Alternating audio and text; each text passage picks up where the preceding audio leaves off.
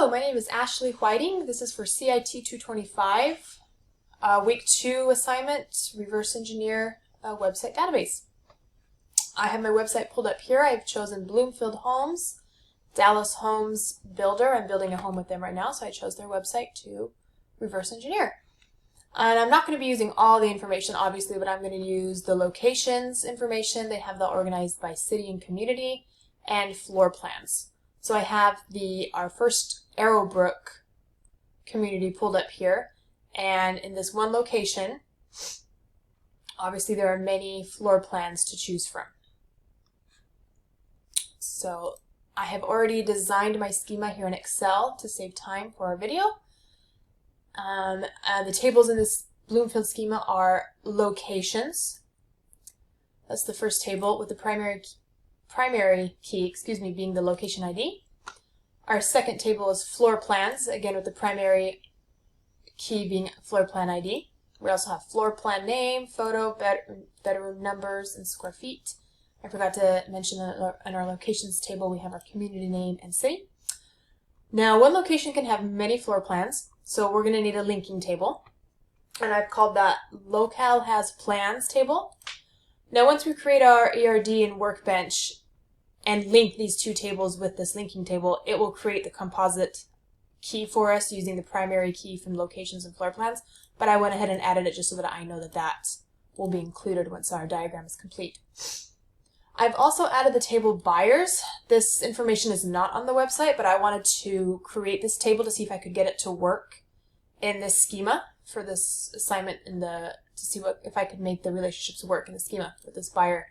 The buyers table is called buyers with the primary key being a buyer ID, also having first name and last name information.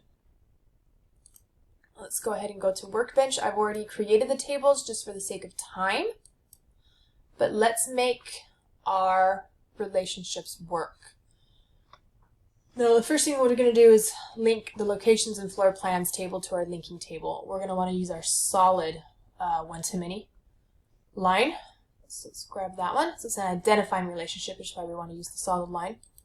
And we want to click on the many first. So we're going to click on the local has plans and then locations. And then it went ahead and added that primary key from locations for us. Let's do that one more time. Many first, one. Excellent. And then it went ahead, like I said, was going to add that primary key. So now we have a composite primary key made up of primary key from locations and floor plans. Okay, now let's take a look at buyers. And I'm thinking out loud here how we're going to do this.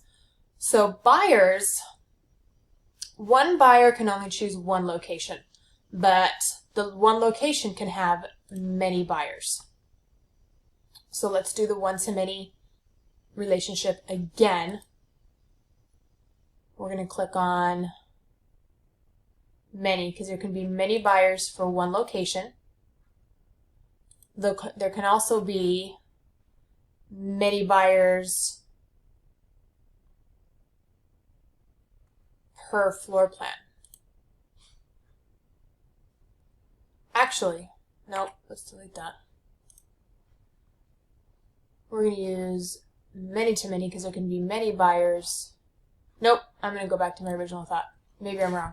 But I'm going to go to, there can be many buyers per each floor plan. That's what we're going to say.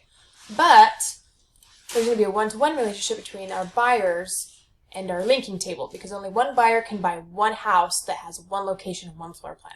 Again, I might be wrong, but I'm learning. Okay, so that is my reverse engineer assignment for Bloomfield Homes. We have locations, floor plans, our linking table, and our buyers that can only get one floor plan and one location.